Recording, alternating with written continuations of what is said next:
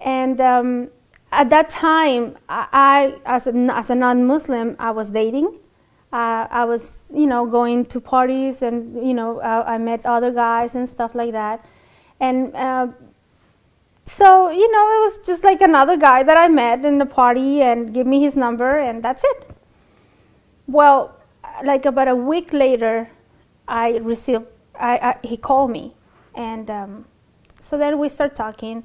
And we started talking and talking and talking, and we talked so much during 1 month that his bill came up to $600 in 1 month, because we talked for like hours on the phone. Then he said, I'm gonna come back. Can I see you? And I said, okay. I said, but you know what? If you want to see me, you're gonna have to come to my house and pick me up. And let me tell you something. In that party, I always go out with my friends, very close friends, or cousins. I had never really go out with guys to a discotheque or live in a party with a guy, because that's not how we are. That's not how we are. We always protect each other. We go in a group of girls and come back in that same group of girls. Nobody goes with anybody. That night, it was the first time that I leave the party with somebody, and that one was my husband. And I don't know why. My friends asked me, "Are you sure? Call us as soon as you get home." And I'm like, "Yeah, I think you'll be okay." So he took me home. I had to teach him some manners, because as an American, I guess, dealing with American ladies, he just parked the taxi cab, stopped, and he's like, "Okay, well, bye." And I'm like, "Bye? You have to walk me to my door." I said, "You don't just say bye. You have to walk me to my door and wait until I get in, and then you can go." So then he was like, "Oh, okay, I'm sorry," So then he did. So that's one of the things that, being, I guess, only girl, my brothers and my dad had always taught me that the guys have to, they have to work for you if they really want you.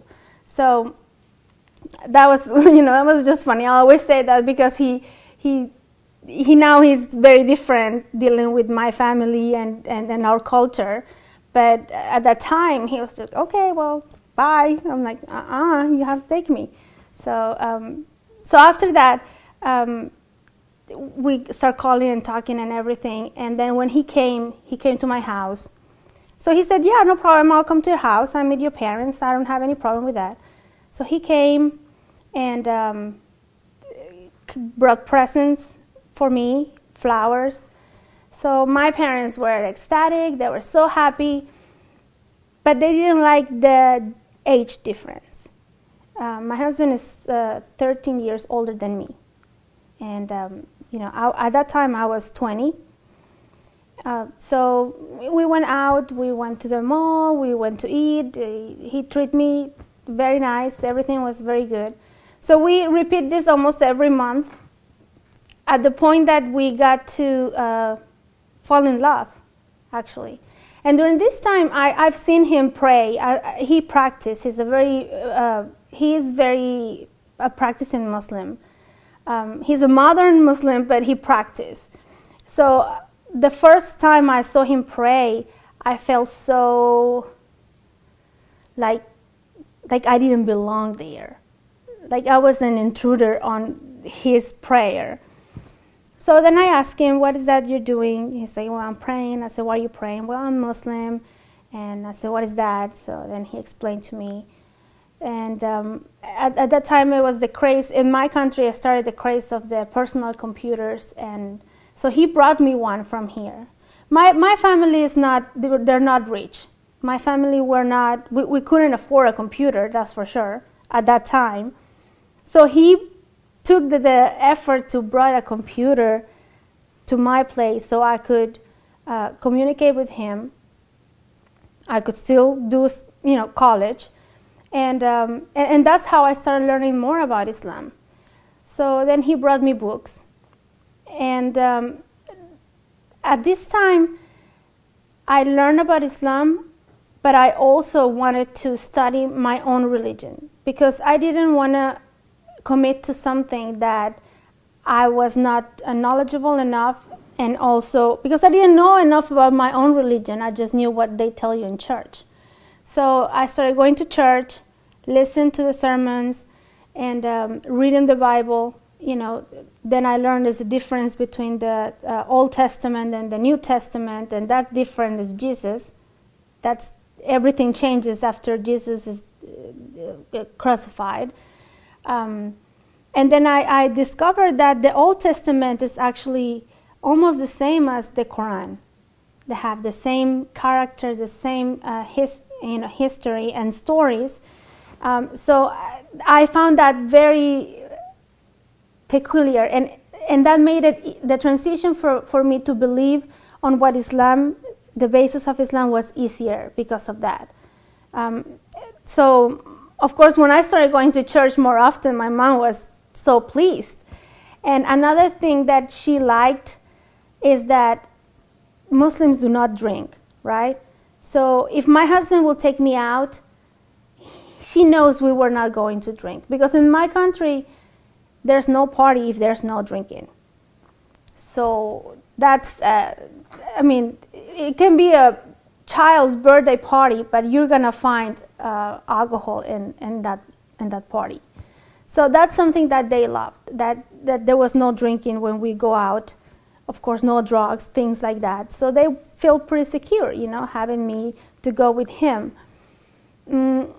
So when I convert, I think I got my husband like out of, I caught him by surprise. Because what I told him, I said, you know, I have learned about Islam, I have read, I have compared, and I even talked to the priest in my church. I asked questions that he could not answer, that Quran answer. So I think I want to be a Muslim. And he said, are you sure? And he's like, yeah, I'm pretty sure that I want to be a Muslim. We were already like 6 months into a relationship. We were boyfriend and girlfriend.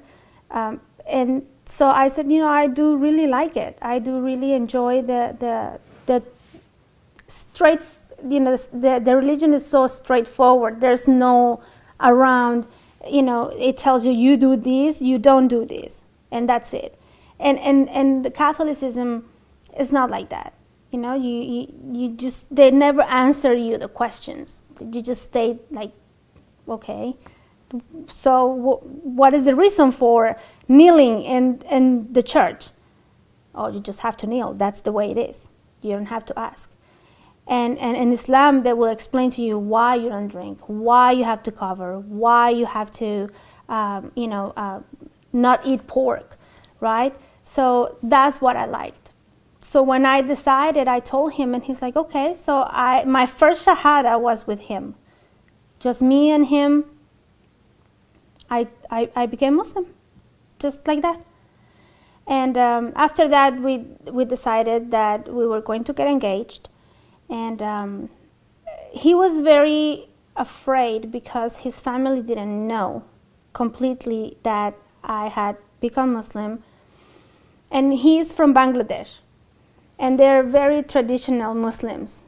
So, and particularly in his family, my brother-in-law and my sister-in-law, they have been arranged marriage. So they were expecting him to be an arranged marriage too. At that time, his dad was very, very sick. He was already in the, you know, time of passing away. And so he said, you know, I don't want to tell nothing to anybody. I want to wait because I don't want to bring something else to the plate. You know, everybody's dealing with my dad's disease and the fact that he's gonna pass any time. So I said, okay. He went to see his parents before his dad passed away, and I was so scared because I know how important a promise is in Islam. When you promise something, you have to do it, otherwise it stays there like you didn't do it. So I was so afraid that his dad will make him promise that he will marry somebody from there.